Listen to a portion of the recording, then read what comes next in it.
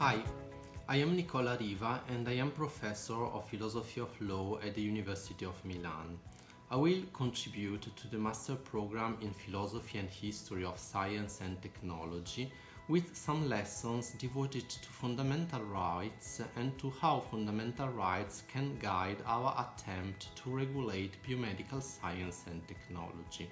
We will first of all introduce the idea of fundamental rights as principles that constrain the way in which political authority can be exercised and public resources can be used.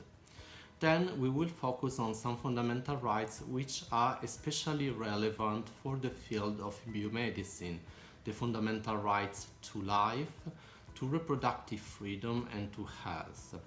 We will address such questions as who should be recognized a right to life, should it be recognized only to persons or to all human beings or also to non-human animals, and is the right to life consistent with such practices as assisted suicide, euthanasia, and more broadly with a right to a good death?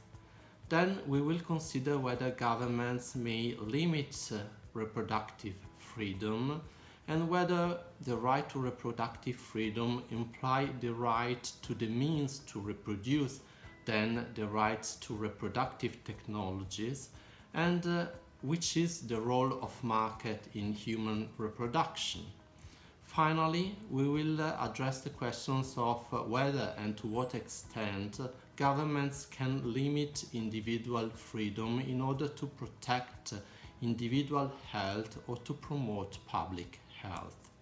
In addressing all these issues, we will see how different interpretation of fundamental rights may lead us to different conclusions.